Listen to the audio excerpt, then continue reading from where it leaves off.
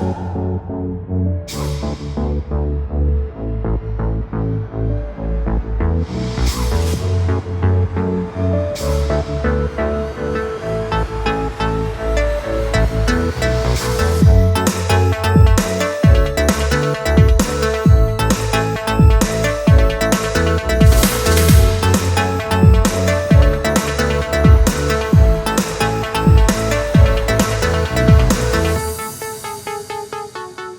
guys, and welcome to Petrol Ped, and welcome to, I think, perhaps the most affordable McLaren I'm ever likely to get in my garage, the all-new McLaren Extreme E mountain bike. Now, I know this is a car channel, and new subscribers to the channel will probably be thinking, why on earth have you got a bike on the channel? But I love my bikes. A few years ago, I did a whole series of videos called Cycle Sunday, and this is kind of a rebirth of Cycle Sunday for one very special episode. I've been running this e-bike for the last few weeks, and there is so much to talk about and so much to unpack. But before I do, I want to try and put this e-bike in context. So I thought the best way of doing that would be to talk you through my own personal e-bike, the reasons I love it, and then I think it's possible to understand this bike. So let me bring in the Trek rail.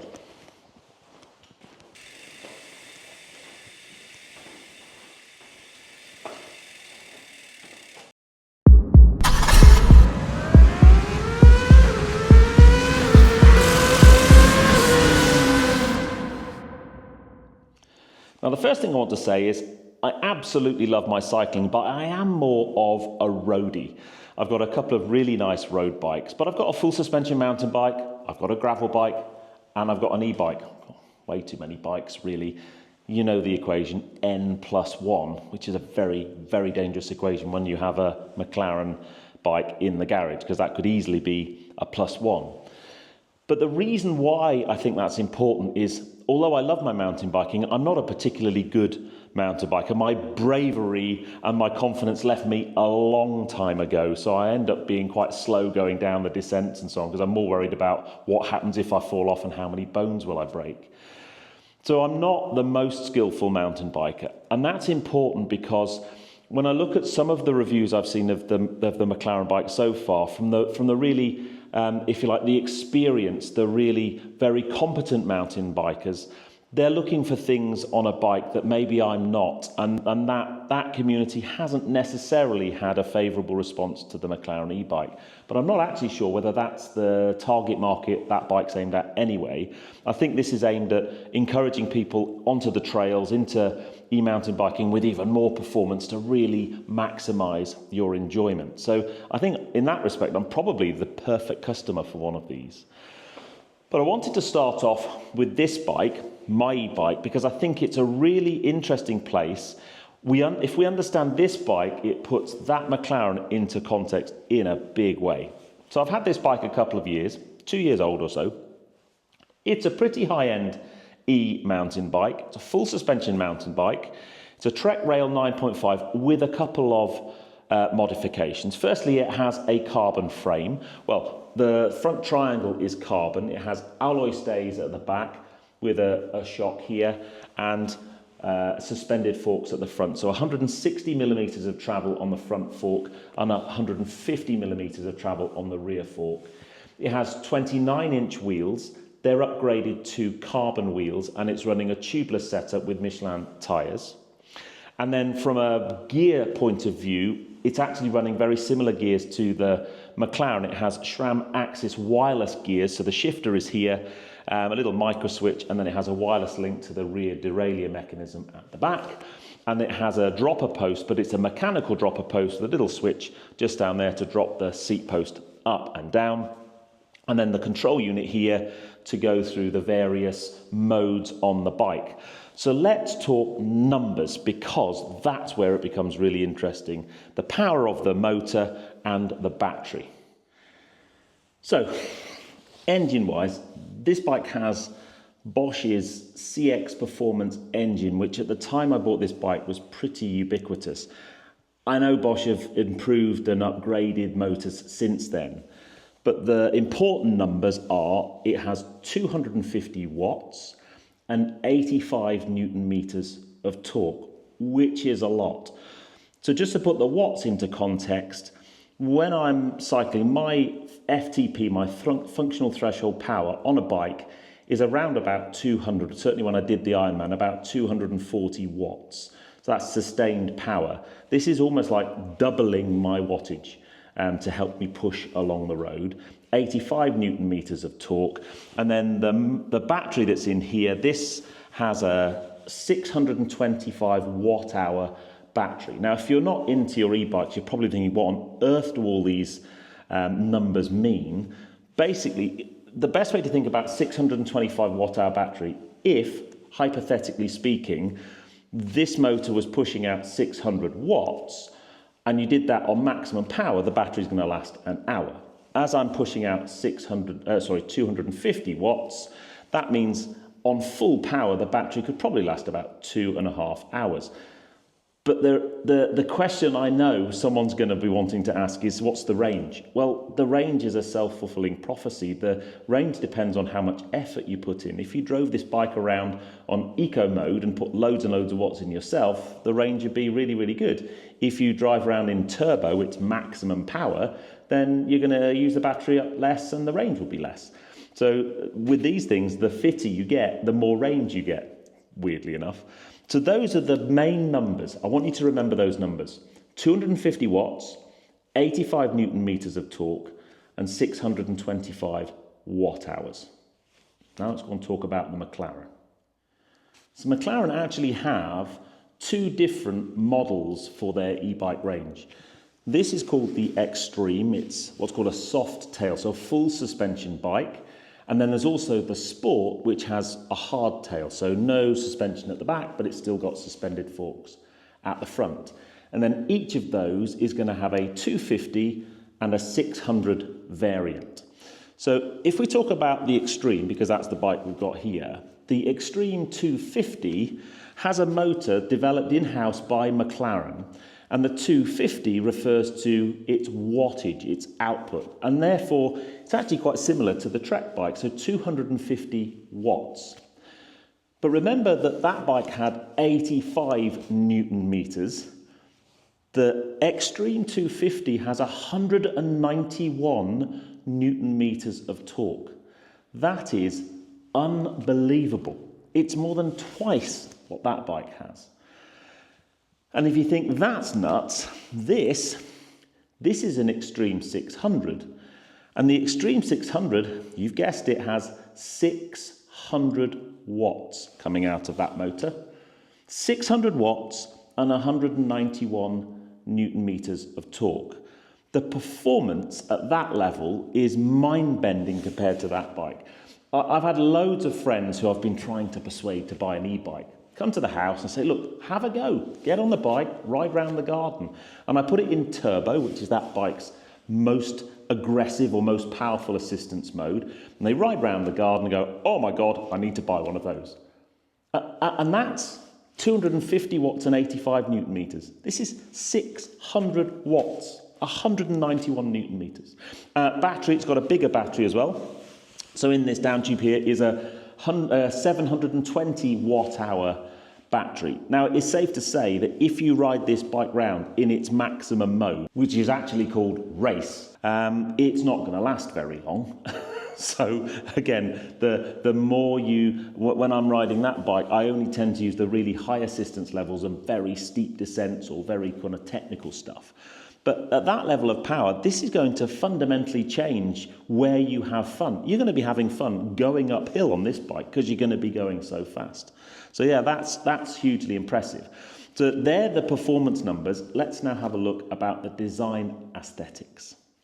Now, I think it's safe to say McLaren makes some of the prettiest road cars out there. I'm a big fan.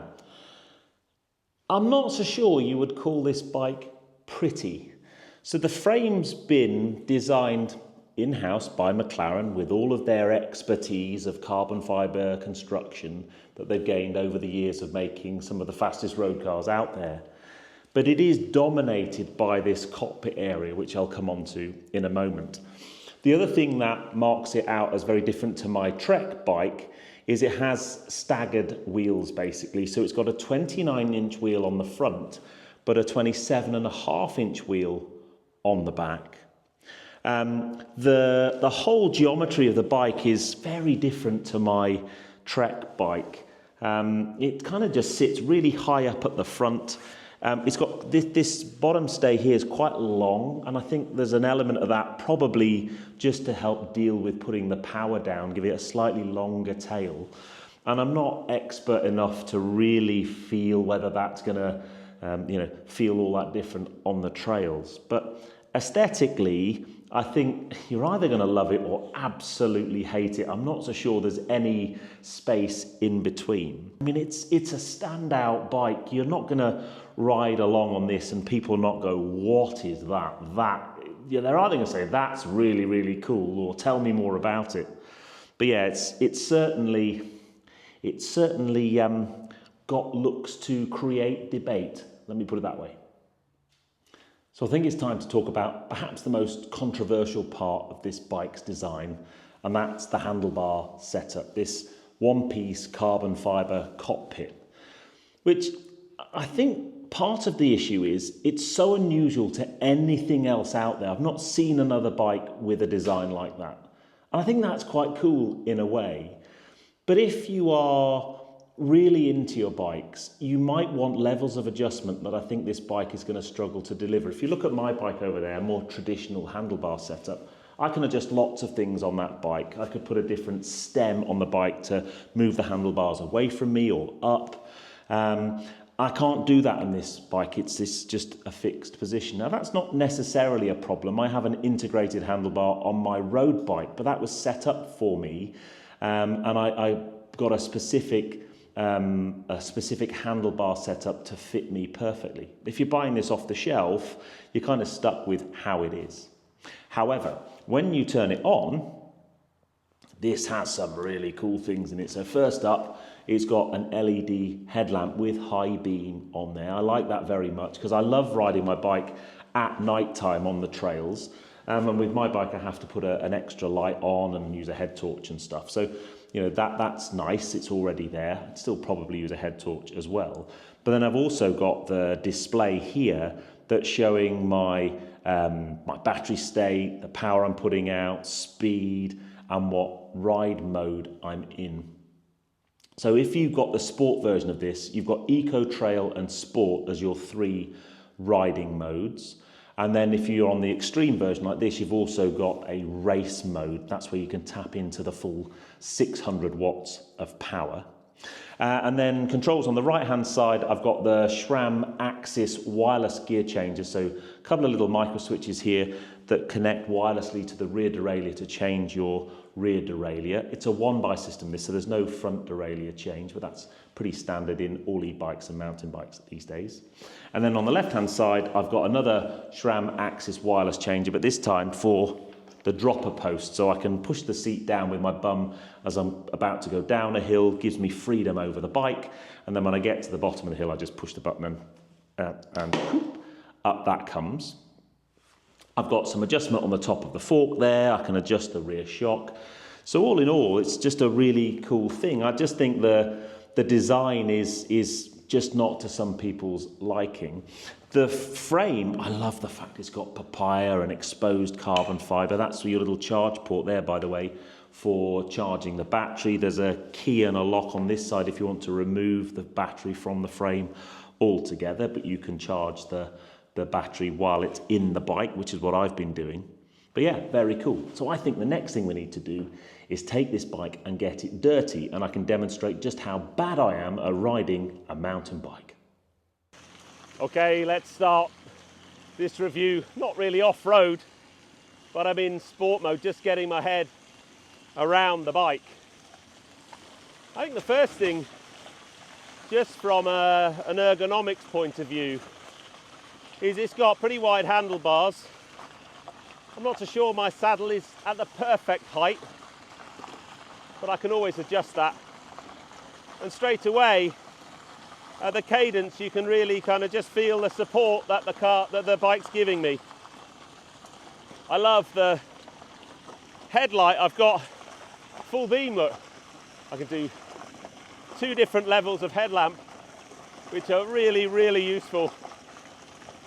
It's a pretty grotty day, to be honest, but at the top of this track, there's some beautiful woods and the kind of trails for me that I think this bike would be really good at.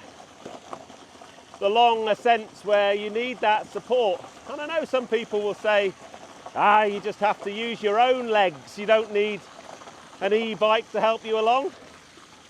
All I say with that is, it just helps you explore places that you wouldn't necessarily explore on a normal mountain bike. The other thing, I've got flat pedals on this lone bike, and I tend to run with clips. I could have swapped them over, but I thought I'd just run them with flats. And actually, I prefer being locked into the bike a little bit more, but they're not too bad. This is a pretty grotty track, to be honest. Now the trick with an e-bike is to make sure you're in the right gears so you can really spin a nice cadence and work in tune with the motor. What I would say, my worry with such a powerful motor is the strain and stress that it's going to put through the chain and the drivetrain, the derailleur. So you just probably want to make sure that when you change gears, you back off the power so you're not putting a lot of torque through the drivetrain as the gears change across from one cog to another. I think you'll also probably find with this bike, maintenance is super important. You need to be making sure that the drivetrain's nice and clean and you get it checked often, because I reckon chain stretch would be a bit of a problem. Okay, this is the kind of hill that this bike was made for. Very steep, it will not come across on camera. I'm in track mode, maximum amounts of assist. Biggest problem is wheel spin, actually. It's all right when you're on the grass, but if it goes muddy, then you really struggle. But, oh boy, I would never get up here on a normal non-assisted bike. Oh dear. And you can tell from my breathing, anyone who says e-bikes are cheating, basically you don't know what you're talking about. I'm still having to put a huge amount of effort in just to motor along. Again, being in the right gear, working the cadence is so important, getting the motor in its sweet spot. Oh dear me.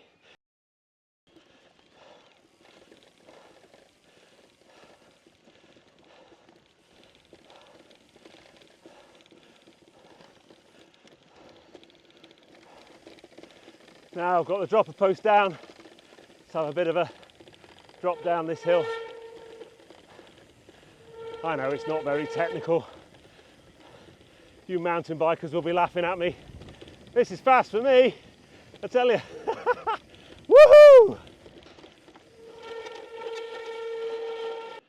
But these are the kind of chalk trackways that I have a lot around my house. Long drags that on an unassisted bike really take their toll after a while. On this, I can absolutely fly up here. It's very chalky though, so traction is a bit of an issue. And I've got to say, track mode has just so much power, I'm not so sure you need it all that often. But these bikes just make the countryside so accessible. And I know 11.5 grand is a lot of money, way more budget than most people would be prepared to spend on a bike. And I think my Trek was in the region of £6,000 when I bought it, so half the price. It's certainly not half the bike. But I gotta say, as a trinket in your garage, having a McLaren e-bike, I mean, that's just cool. And boy, does it let you go up the hills. Now I know, I'm sure you can find videos online of people absolutely smashing down incredible descents and bike parks and double gapping and getting all gnarly. That ain't me. That's not my style. This is the kind of mountain biking I do, exploring the South Downs on a cool bike on a beautiful day like today. And this bike's just brilliant at it. Absolutely brilliant. Brakes a bit squeaky. They don't feel all that powerful, to be honest. And I mentioned a couple of times, this wet chalk we have on the downs is just super slippy and can have you off the bike in a second. Very cool, very cool. So where do I start with this bike? Well, I love my bikes, I love my e-bikes. This is next level. I've had a tiny inkling of just how good this bike is. They're very wet conditions, but some really steep hills were eaten up. I think the looks are quite divisive. I like it. I think I'd get used to it. I think certainly more time in the saddle will get me used to it. But please tell me what you think of the new McLaren e-bike. Would you have one in your garage? It's certainly the cheapest McLaren that you're going to have in your garage. But anyway, if you enjoyed that, please give me a thumbs up. Comments below are always welcome. And if you haven't done so already, please subscribe to Petrol Ped for plenty more content to come. And I'll see you on the next film, guys. You take care. Drive safe.